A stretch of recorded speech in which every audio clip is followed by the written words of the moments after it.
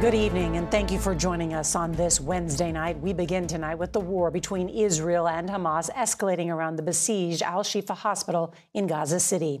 Israeli troops stormed the hospital in what it calls targeted raids in a search for Hamas militants.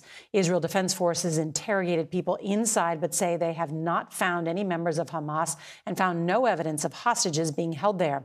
The IDF says they did find evidence of a Hamas command center and there were weapons inside the building.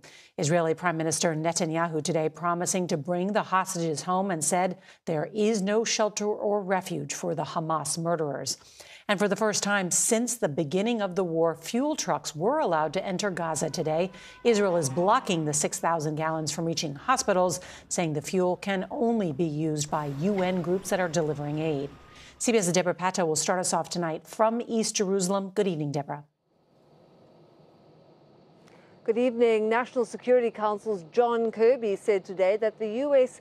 did not give the green light to Israel's raid on Al-Shifa hospital, which began with fiery clashes outside the complex, which the military said killed 4 Hamas fighters.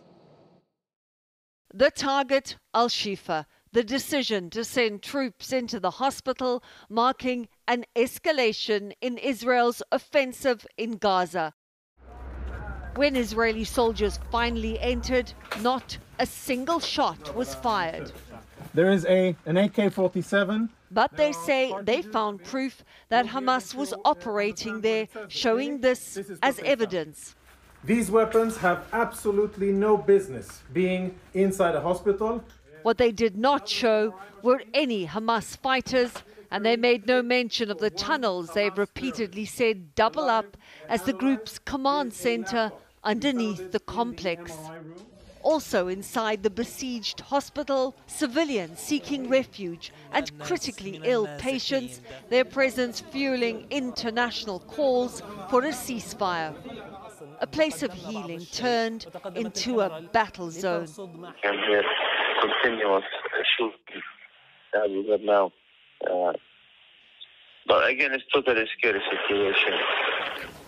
Since yesterday, medical staff have moved patients to safer areas through dusty, smoke-filled corridors. Here, you see a doctor manually trying to give this little girl oxygen. The IDF says they dropped off desperately needed medical supplies before the raid. Far from Al-Shifa, another battle is being fought.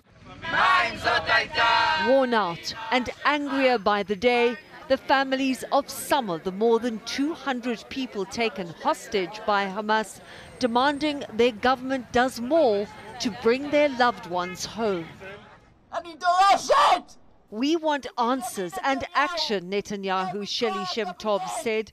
We have no strength anymore. And many of these families are worried their government is prioritizing its military campaign over rescuing their loved ones. And Norah, so far, there has been no breakthrough in negotiations for their release. Debora Patta, thank you.